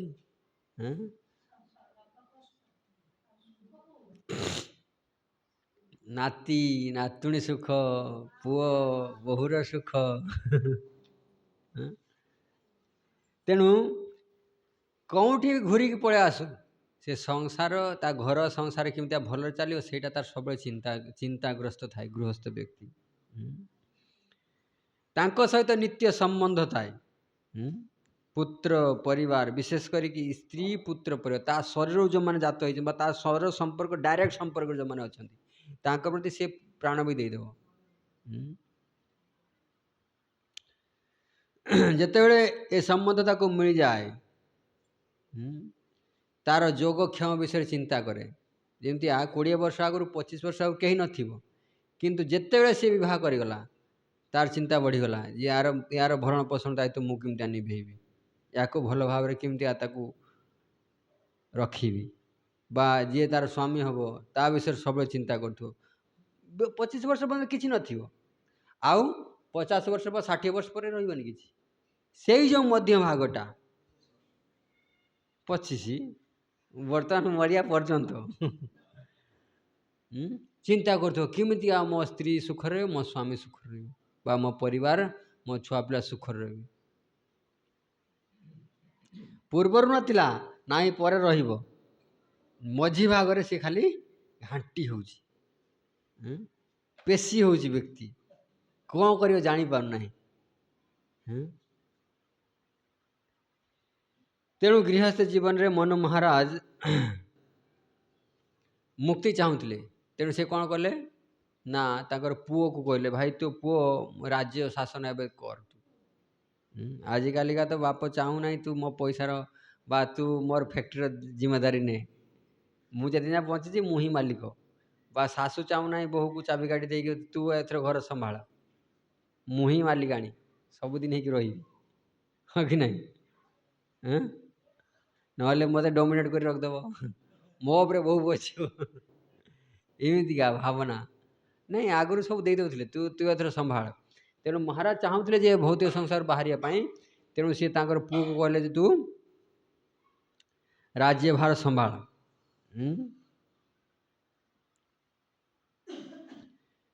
ତେଣୁ ମହାରାଜ ମନୁ କିନ୍ତୁ ପ୍ରିୟବ୍ରତ ମହାରାଜ କ'ଣ ଚାହୁଁଥିଲେ ନା ସିଏ ଅଖଣ୍ଡ ବ୍ରହ୍ମଚାରୀ ହେବା ପାଇଁ ଚାହୁଁଥିଲେ। ସିଏ ଥିଲେ ତାଙ୍କର ଗୁରୁ କିଏ ଥିଲେ? ନାରଦ। ନାରଦ ଗୁରୁ ମନ୍ତ୍ର ଫୁଙ୍କୁଥାନ୍ତି ପ୍ରିୟବ୍ରତକୁ। ସେହି ସମୟରେ ମନୁ ମହାରାଜ ଜାଣିପାରିଲେ ଯେ ଇଏ ଭାଇ ଇଏ ତ ବ୍ରହ୍ମଚାରୀ ହେବା ପାଇଁ ଚାହୁଁଛି, ମୁଁ ତ ଆଉ ବିରକ୍ତ ହେଇପାରିବିନି, ଏ ରାଜ୍ୟ ଭାର କାହାକୁ ଦେଲେ ସିନା ଯାଇକି ମୁଁ ରାଜ୍ୟ ଛାଡ଼ିକି ଯିବି, ଗୋଟେ ଦାୟିତ୍ୱ ନା ଏଟା। ତେଣୁ ସିଏ ବ୍ରହ୍ମାକୁ ଯାଇକି କହିଲେ ଯେ ପିତାଜୀ ଯେ ମୁଁ କ'ଣ କରିବି କୁହନ୍ତୁ, ମୋ ପୁଅ ଏମିତିଆ କହୁଛି ଯେ ରାଜ୍ୟ ଭାର ନେବ ନାହିଁ। ଗୁରୁ ଏଠି ବସିକି ତା କାନରେ ମନ୍ତ୍ର ଫୁଙ୍କୁଛନ୍ତି, ସେହି ସମୟରେ ବ୍ରହ୍ମା ଆସିଲେ, ନାରଦର ବାପ ହେଲା। କହିଲେ ଯେ ଏ ପ୍ରିୟବ୍ରତ କ'ଣ କହୁଛୁ ରେ, ତୁ ଚାହୁଁଛୁ ଯେ ବ୍ରହ୍ମଚାରୀ ହବୁ? ଆରେ ଯାହାର ଇନ୍ଦ୍ରିୟ କଣ୍ଟ୍ରୋଲ ନାହିଁ ବା ଯାହାର ଇନ୍ଦ୍ରିୟ କଣ୍ଟ୍ରୋଲ ଅଛି ସିଏ ଗୃହସ୍ଥ ଆଶ୍ରମରେ କଣ୍ଟ୍ରୋଲରେ ରହିବ, କିନ୍ତୁ ଯାହାର ଯଦି ଇନ୍ଦ୍ରିୟ କଣ୍ଟ୍ରୋଲ, ସେ ଯେଉଁ ବଣକୁ ବି ଚାଲିଯିବ ସେଠି ବି ସିଏ ଭୋଗ କଥା ଚିନ୍ତା କରିବ। ତେଣୁ ସେସବୁ ବିଚାର କଥା ଛାଡ଼, ତୁ ଏବେ ଗୃହସ୍ଥ ଆଶ୍ରମରେ ପଶ। ମୁଁ କହୁଛି ତୋତେ କୌଣସି ପ୍ରକାର ବିଷୟ ବାସନାରେ ଫସିବୁ ନାହିଁ। କିଏ? ବ୍ରହ୍ମା ଆଶ୍ୱାସନ ଦେଲେ। ତୁ ଜିତେନ୍ଦ୍ରିୟ ହେଇଯିବୁ। ଯିଏ ଅଜିତେନ୍ଦ୍ରିୟ ପୁରୁଷ ସେ କେଉଁଠି ଗଲେ ବି, ଯାହାର ଇନ୍ଦ୍ରିୟ ଉପରେ କଣ୍ଟ୍ରୋଲ ନାହିଁ, ସିଏ କିଏ ବଣ ବା କିଏ ଗୁଫା ଭିତରକୁ ଗଲେ ବି ସେ ଭୌତିକ ଚିନ୍ତା କରିବ, ସେ ଭୋଗ ଚିନ୍ତା କରିବ। ତେଣୁ ବ୍ରହ୍ମା କହିଲେ ଭଗବାନ ପଦ୍ମନାଭଙ୍କର ଚରଣ କମଳକୁ ଯିଏ ଆଦର କରେ ବା ଆଦର ସହିତ ଚିନ୍ତା କରେ, ତାର କାମ କ୍ରୋଧ ଆଦି ଶତ୍ରୁକୁ ସେ ଜିତିଯାଏ। ତେଣୁ ମୋ ଆଦେଶ ବା ମୋର ଅନୁଗ୍ରହ ଏହା ଯେ ତୁମେ ଗୃହସ୍ଥ ଆଶ୍ରମରେ ପ୍ରବେଶ କର, ବିସୃଜ୍ୟ ରାଜ୍ୟ। ତେଣୁ ମହାରାଜ କ'ଣ କଲେ, ପିତାଙ୍କର ଏଇଭଳିଆ ଯେଉଁ କନଭିନ୍ସ କଲେ ପିତାଜୀ କିଏ? ବ୍ରହ୍ମା। ଏଇ କନଭିନ୍ସକୁ ଶୁଣିକି ପ୍ରିୟବ୍ରତ ମହାରାଜ ଆରମ୍ଭ କଲେ। ସେସବୁ ତାପରେ କ'ଣ ନା ମନୁ ମହାରାଜ ବିରକ୍ତ ହେଇକି ଚାଲିଗଲେ ତାଙ୍କ ସ୍ତ୍ରୀ ସହିତ। ବାନପ୍ରସ୍ଥ ଆଶ୍ରମରେ 4ଟା ବିଭାଗ ଅଛି, ବା 4ଟା ଆଶ୍ରମ ଅଛି, ବ୍ରହ୍ମଚର୍ଯ୍ୟ, ଗୃହସ୍ଥ, ବାନପ୍ରସ୍ଥ, ସନ୍ନ୍ୟାସ।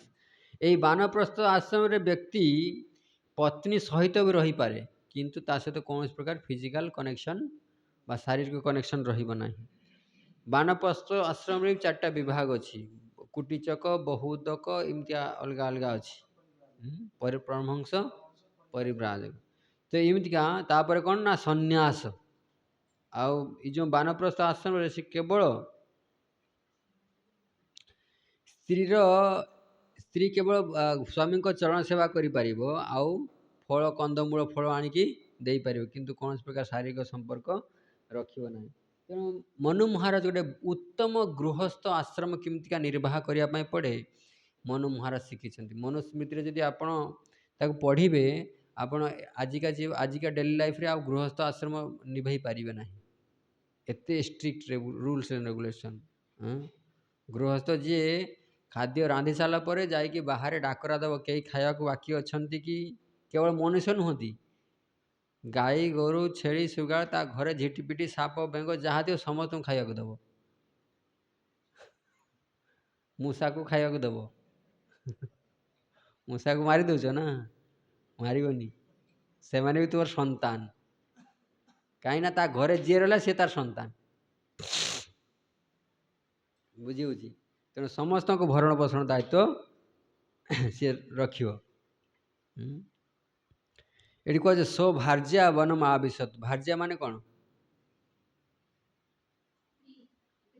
ଯାହାକୁ ଭରଣ ପୋଷଣ କରାଯିବା ଯୋଗ୍ୟ ସେ ହେଉଛି ଭାର୍ଯ୍ୟା। ବୁଝିହେଉଛି? ପ୍ରପାତ ୟାର ତାତ୍ପର୍ଯ୍ୟରେ ବହୁତ ସୁନ୍ଦର ଲେଖିଛନ୍ତି। ରାଜତନ୍ତ୍ର କଥା ଲେଖିଛନ୍ତି, ପ୍ରଜାତନ୍ତ୍ର କଥା ଲେଖିଛନ୍ତି। ଆଗରୁ ସବୁ ରାଜତନ୍ତ୍ର ଥାଏ। ଆଗରୁ ସବୁ ରାଜାମାନେ ରାଜର୍ଷି ଥିଲେ, ଅର୍ଥାତ୍ ପୃଥିବୀର ରାଜା ଋଷି ତୁଲ୍ୟ ଥିଲେ। ସେମାନେ ଋଷି ଭଳିଆ ଜୀବନଯାପନ କରୁଥିଲେ।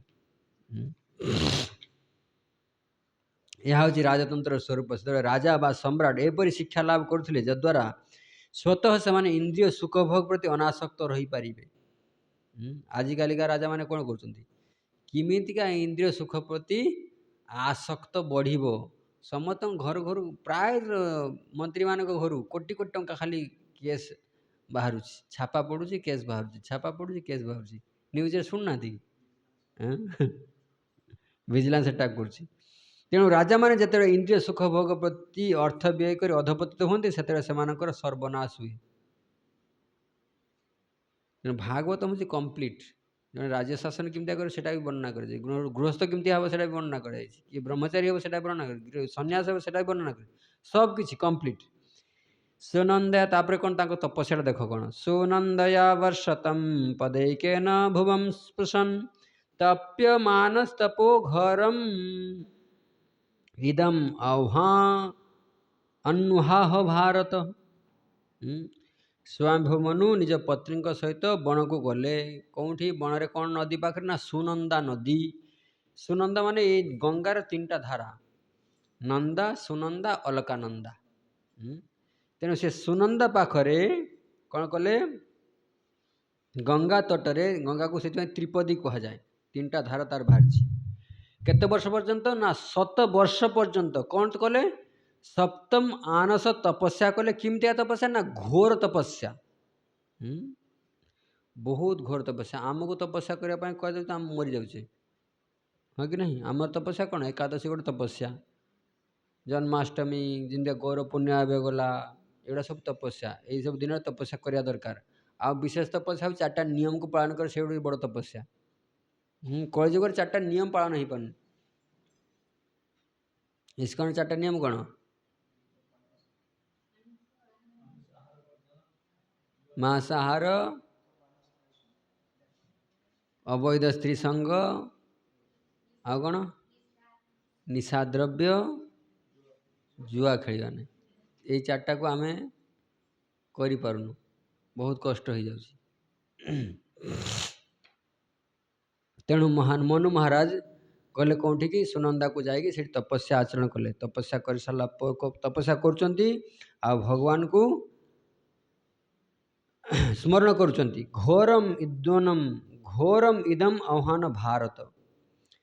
श्री मनुवाच मनु कहते जेन चेयते विश्वम विश्व चेयते नजम ज जागृति सयोनस्मिन्नायतम वेद वेद सह मनु महाराज कहते भगवान चैतन्य युक्त ये जड़ जगत रे सृष्टि करछंती भगवान होचंती ये जगत को सृष्टि करछंती यह नुहे जे से जड़ जगत द्वारा सृष्टि होचंती भगवान को ये जड़ जगत सृष्टि करना ही बरं ये जड़ जगत को भगवान सृष्टि करछंती बुझी होची कौन सी ये जड़ जगत कौन केमती तैयारी होती क्षिति अब तेज मरुतव्यम एगुड़ा को मिसेकी भगवान को आप सृष्टि करें ना बरं भगवान हाँ एगुड़ा को सृष्टि भगवत गीतार कहते कि भूमिराप नल वायु खंग मन बुद्धि भिन्ना प्रकृति अष्टधा ये जो पांचटा आ मन बुद्धि अहंकार ये सब मिसेकी भौतिक जगत तैयारी करते किए भगवान आ भौतिक जगत भौतिक जगत एनर्जी चलवाई भी सी निजे गर्भध कोसाई विष्णु रूप में प्रवेश कर जगतर प्रत्येक जीव देहरे से प्रवेश कर कारण क्षीरद कोसाई विष्णु रूप में समस्त को एक्टिवेट कर समस्त भितर साक्षी रूप में अच्छा जड़ जगतिक बुद्धि जीवर 3टा स्वप्न दशा बहुत सुंदर भाव प्रपादित तात्पर्य सब वर्णना कर आज यही चैप्टर कंप्लीट करार थिला देल जाए कि 7 दिन कथा चलो आत्मावास्यमिदं विश्वम जत्किंचा जगत्याम जगत तेन त्यक्तेन भुंजिता माँ गृध कस्य सिद्धनम ये भाविया कथा नहीं भगवान तैयारी करते मु सब मालिक हो गली ना भगवान सब मालिक तेणु ये ईशोपनिषद श्लोक को उद्धृत कर भागवतम उद्धृत भागवतम ईशोपन सेम श्लोक ईशोपनिषद अच्छी ईशावास्यमिदं सर्वं जत्किंचा जगत्याम जगत तेन त्यक्तेन भुंजिता माँ गृध कस्य इट सेम से आत्मा अवश्यमिदं विश्वम जत्किंच जगत्याम जगत ये आत्मा परमात्मा सर्वत्र वास कर जगत रे जत्किंच जगत्याम जगत जार जहा किसी दरकार ताकू प्रोवाइड कर तेन त्यक्तन भुंजिता सम तुम अलर्ट कर सब जिनस तुम कौन दरकार तुम भाग कर दि भाग बांट कर दि जाए तुम्हें ताठू नवा दरकार तुम भागरू अलगा एक्स्ट्रा नापी चेष्टा कर ना तेन त्यक्तन भुंजिता माँ गृध नियो ना कस्य सिद्धन अन्यर धन को अन्यर भाग को टाणी नियो ना तुम जहाँ प्राप्य ता निर्धारण कर दि जाए जमीक आम एक्स्ट्रा खाईदे आम कौन हो बदहजमी हो झाड़ा बांति हो ना आम भागर ना आम खाईचु सेटा आमको कष्ट भोग करने पड़ुछि ना ठीक सेमती भगवान समस्त सब जिन परफेक्टली सेट कर तेणु आमको भी से अनुसार कार्य करने दरकार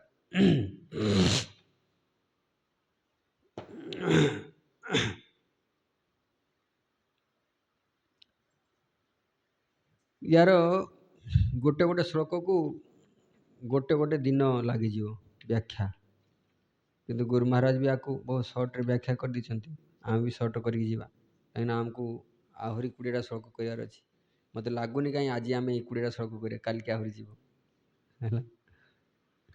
वैदिक शास्त्र मनुष्य मान जाना उचित जे जीवर शरीर मध्य ताहार संपत्ति नुहे आम शरीर भी आम नुह आम शरीर किसी खराब आम कि ठीक कर से ठीक जिते हबार थो ठीक हम आम खाली प्रयास करवा डाक्तर पाखक जावा डाक्तर आप शरीर को बंचे देव कि ना भगवान जदि न चाहिए बंचे पारे नहीं प्रहलाद महाराज कहते ना भगवान जदि न देखिए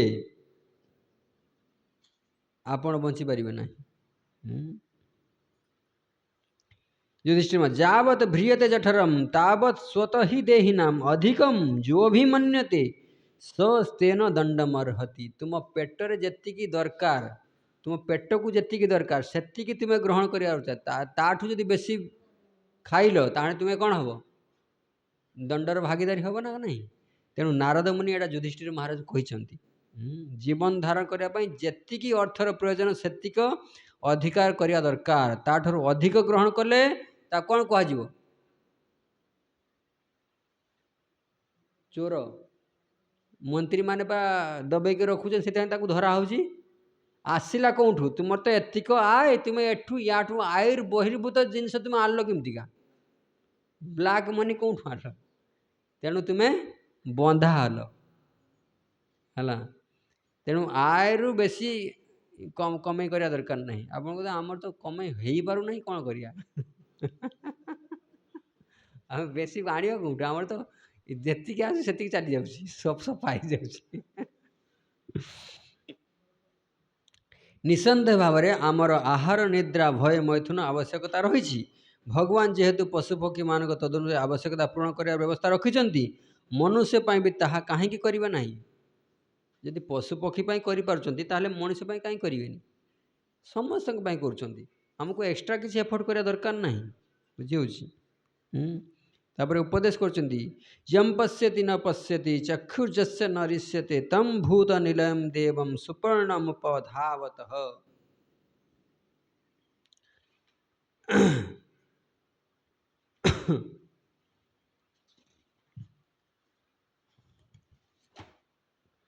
ଯପଶ୍ୟତି ସ ପଶ୍ୟତି। ଭଗବାନ ସମସ୍ତଙ୍କ ହୃଦୟରେ ଅଛନ୍ତି ନା, ତେଣୁ ଭଗବାନ ସବୁକିଛି ଦେଖୁଛନ୍ତି। କିନ୍ତୁ ଜଣେ ପ୍ରଶ୍ନ ପଚାରିପାରେ, ମୁଁ ଭଗବାନଙ୍କୁ ଦେଖୁନାହିଁ, ତାହେଲେ କ'ଣ ଭଗବାନ ଆମକୁ ଦେଖୁନାହାନ୍ତି କି? ଏମିତି ଭାବିବା କଥା କି? ବନ୍ଦ କର ସେଟା। ମୁଁ ଭକ୍ତି କରୁଛି, ତେଣୁ ମୋତେ ଭଗବାନ କ୍ଷମା କରିଦେବେ। ଭୁଲ ତ ମୁଁ କ'ଣ କରିବା ପାଇଁ ଚାହୁଁନି, କିନ୍ତୁ କରୁଛି। ଆଉ ନାଇଁ, ଦଣ୍ଡ ଦେବେ। ମାନସିକ ଭକ୍ତମାନଙ୍କୁ ପ୍ରାୟତଃ ମାନସିକ ରୂପରେ ବହୁତ ଦଣ୍ଡ ମିଳେ। ମାନସିକ ଦଣ୍ଡ, ମାନସିକ ରୂପରେ ଟର୍ଚର ହୁଅନ୍ତି ସେମାନେ। ଫିଜିକାଲ ବା ବାହ୍ୟ ଜଗତରୁ ଯେତିକି କଷ୍ଟ ନ ମିଳେ ଭକ୍ତମାନଙ୍କୁ, ସେମାନେ ମାନସିକ ରୂପରେ ବହୁତ ଟର୍ଚର ହୁଅନ୍ତି। ଭଗବାନ ଦଣ୍ଡ ଦିଅନ୍ତି, ସେଟା ମାନସିକ ଦଣ୍ଡ। ଯପଶ୍ୟତି ନ ପଶ୍ୟତି ଚକ୍ଷୁର୍ଯସ୍ୟ ନ ରିଷ୍ୟତେ ତମ୍ ଭୂତ ନିଲୟମ୍ ଦେବମ୍ ସୁପର୍ଣ୍ଣମ୍ ଧାବତଃ। ତେଣୁ ତୁମେ ଯେଉଁ ସମଗ୍ର ବିଶ୍ୱର କାର୍ଯ୍ୟକଳାପ ସେ ନିରନ୍ତର ଦେଖୁଛନ୍ତି। ଇଏ ନାହିଁ କି କିଛି ସମୟ ପାଇଁ ଦେଖିନେଲେ ତାପରେ ଚାଲେ। ଯେମିତି ସ୍କୁଲର ଟିଚର ମାନେ ଦେଖିନେଲେ ସ୍କୁଲର କ'ଣ କ୍ଲାସରେ କ'ଣ ହେଉଛି, ତାପରେ ବାହାରି ଚାଲିଗଲେ। ନାଇଁ, ସେମିତିଆ ନାହିଁ। ନିରନ୍ତର କ୍ୟାମେରା ତାଙ୍କର ଫିଟ୍ ହେଇକି ଅଛି। ତଥାପି ତାଙ୍କୁ କେହି ଦେଖିପାରୁନାହିଁ। ଯେମିତିକା ଆମେ ଏଠି ସବୁ ବସ୍ତୁକୁ ଦେଖିପାରୁଛେ ନା ପାରୁନେ? ଆମେ କ୍ୟାମେରାକୁ ଦେଖିପାରୁଛେ, ଆମେ ମାଇକକୁ ଦେଖିପାରୁଛେ, ମାଇକ୍ ଏଇ ଟେବୁଲ, ଖାତା, କଲମ ସବୁ ଆମେ ଦେଖିପାରୁଛେ। କିନ୍ତୁ ଏମାନେ ଆମକୁ ଦେଖିପାରୁଛନ୍ତି କି? ଏମାନଙ୍କ ପାଖେ ସେ ଆଖି ନାହିଁ ଦେଖିବାର। ଠିକ୍ ସେମିତିକା ଆମର ସେ ଆଖି ନାହିଁ। ଯେମିତିକା ଜଡ଼ ବସ୍ତୁ ଜଡ଼, ଆମର ଯଦି ଜଡ଼ତା ନାହିଁ, ଆମେ ଯଦ୍ୟପି ଆମ ପାଖରେ ଶକ୍ତି ଜଡ଼ ନୁହଁ, ଆମେ ଭିତରେ ଚେତନା ଅଛି, ଫିର୍ ବି ଆମ ପାଖରେ ସେ ଶକ୍ତି ନାହିଁ ଯେ ଭଗବାନଙ୍କୁ ଦେଖିପାରିବା। ଭଗବାନଙ୍କୁ ଆମେ ଦେଖିପାରୁନେ, କିନ୍ତୁ ଭଗବାନ ଆମକୁ ନିଶ୍ଚିତ ଦେଖୁଛନ୍ତି। ଆଉ କ'ଣ କ'ଣ ଦେଖୁଛନ୍ତି? ସେ ଖାଲି ଆମର ଆକ୍ଟିଭିଟି ଦେଖୁନାହାନ୍ତି, ଆମର ଚିନ୍ତାଧାରା, ବିଚାରଧାରା କ'ଣ ଅଛି ସବୁ ଦେଖୁଛନ୍ତି, ସବୁ ଜାଣୁଛନ୍ତି।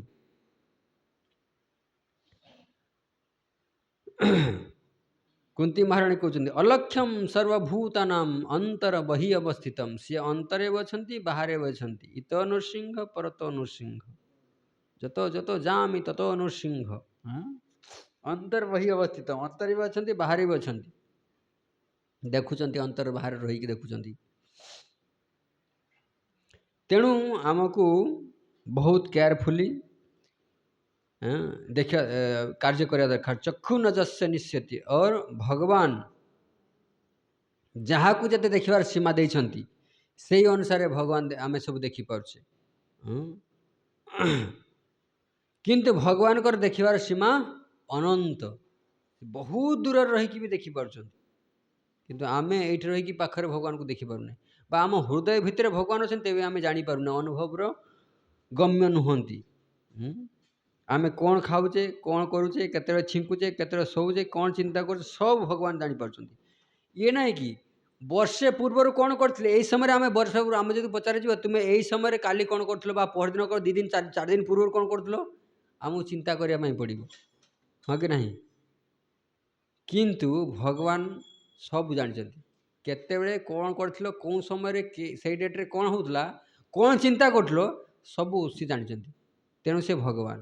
ଏଇଟା ହେଉଛି ତାଙ୍କର ଐଶ୍ୱର୍ଯ୍ୟ, ବୀର୍ଯ୍ୟ।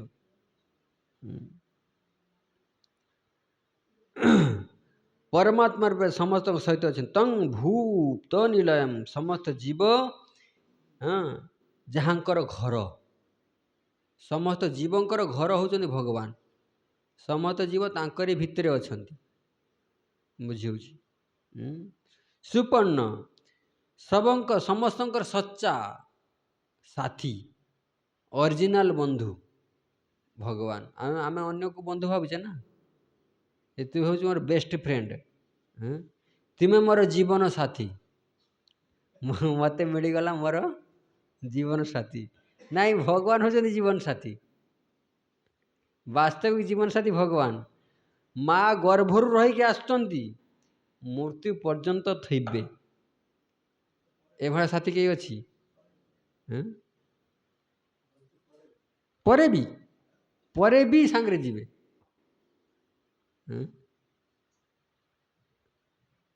କେତେବେଳେ କେତେବେଳେ କୁହାଯାଏ ଯେ ତୁମ ଛାଇଟା ତୁମ ସହିତ ସବୁବେଳେ ଥାଏ। ଅନ୍ଧକାରରେ ଛାଇ ଥାଏ କି? ଛାଇ ଥାଏ ନା। କିନ୍ତୁ ଭଗବାନ ପରମାତ୍ମା ସବୁବେଳେ ଅଛନ୍ତି। ତେଣୁ ଉପଧାବତ, ଉପଦେଶ କରୁଛନ୍ତି, ତେଣୁ ପ୍ରଭୁଙ୍କୁ ଭଜନ କର। ভজন বিনা গতি নাই রে, ভজন বিনা গতি নাই রে, ভজরে ভজরে আমার মন অতি মন্দ। ଆସିକି 9ଟା ହେଲାନି, ମୋର ଆଉ ଗୋଟେ କ୍ଲାସ୍ ହେବାର ଅଛି 9ଟାରେ। ତେଣୁ ମୁଁ ଆଜି ଏଇଠି ବିରାମ ଦେଉଛି, କାଲିଠୁ ଏଇଠୁ ଆରମ୍ଭ କରିବା। ଭଗବାନଙ୍କର ଈଶ୍ୱରତ୍ୱର ବର୍ଣ୍ଣନା କେମିତିଆ ସୁଖଦେବ ମନୁ ମହାରାଜ କରୁଛନ୍ତି। କାଲି 52 ନମ୍ବର ଶ୍ଲୋକ, ଆଜି ଏଇଟା ସାରିବାର ଥିଲା, କିନ୍ତୁ ଏଇ ଚ୍ୟାପ୍ଟରଟା କାଲିକି ଆରମ୍ଭ କରିବା। ହରେ କୃଷ୍ଣ। କାହାର କିଛି ପ୍ରଶ୍ନ ଅଛି?